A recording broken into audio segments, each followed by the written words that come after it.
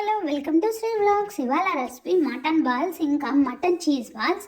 ఈ mutton cheese బాల్స్కి అయితే మనకి ఎండుమిర్చి ఫ్లేక్స్ ఇంకా కొద్దిగా 1 టేబుల్ స్పూన్ చిన్నగా కట్ చేసుకున్న వెల్లుల్లి, ఇంకా చిన్న చిన్న పీసెస్ కట్ చేసుకున్న అల్లం, ఈ ఆనియన్ కూడా బాగా చిన్న చిన్న పీసెస్గా కట్ చేసుకోవాలండి. కట్ చేసుకున్న తర్వాత 1 టేబుల్ స్పూన్ ధనియా పౌడర్, ఇంకా 1/2 టేబుల్ స్పూన్ మీట్ పౌడర్, ఇంకా 1 కప్ మైదా, 1 కప్ బ్రెడ్ క్రమ్స్ వేసుకొని బాగా మిక్స్ చేసుకోవాలి. ఇలా మిక్స్ చేసుకొని దీనిలో కొద్దిగా 1 టేబుల్ స్పూన్ వరకు ఆయిల్ కూడా వేసుకోవాలండి. ఆయిల్ కూడా వేసుకొని బాగా మిక్స్ చేసుకోవాలి.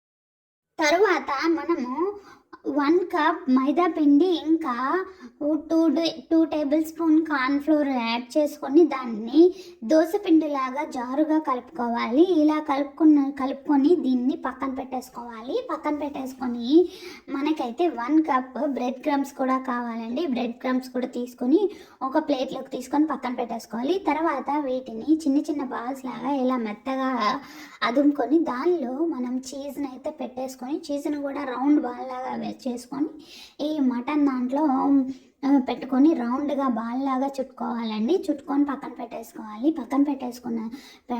పెట్టేసుకొని మనం ముందుగా రెడీ చేసుకున్న మైదా పిండి ఉంది కదండి, ఆ మైదా పిండిలో వేసి ఆ బాల్స్కి మైదా పిండి మొత్తం పట్టేలాగా చేసుకొని తర్వాత దానిని మనము బ్రెడ్ క్రమ్స్ ఒక ప్లేట్లోకి తీసుకొని పక్కన పెట్టుకున్నాం కదండి, ఆ బ్రెడ్ క్రమ్స్లో కూడా వేసుకొని బాల్ మొత్తం ఆ బ్రెడ్ క్రమ్స్ పట్టేలాగా చేసుకొని వాటిని ఒక ప్యాన్ తీసుకొని ప్యాన్లో ఆయిల్ హీట్ అయిన తర్వాత ఈ చీజ్ బాల్స్ని అందులో వేసుకోవడమే. ఇంతే టేస్టీ చీజ్ బాల్స్ అయితే రెడీ. ఇంకా మనము వీటిని ఇలా కాకుండా మనం వీటిని మటన్ కీమా బాల్స్ లాగా కూడా రెడీ చేసుకోవచ్చండి.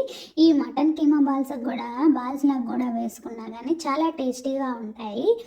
మీకు కనుక నచ్చితే మీరు కూడా ట్రై చేసి ఎలా ఉందో కామెంట్ బాక్స్లో కామెంట్ చేయండి.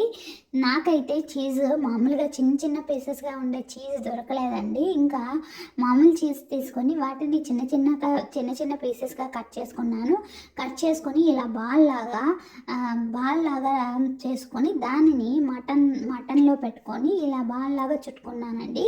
మీకు గనక దొరికితే మీరు చిన్న పీసెస్గా ఉన్న చీజ్ని తీసుకోండి. అదైతే మనకి ఈజీగా బాల్ లాగా రెడీ అయిపోయింది.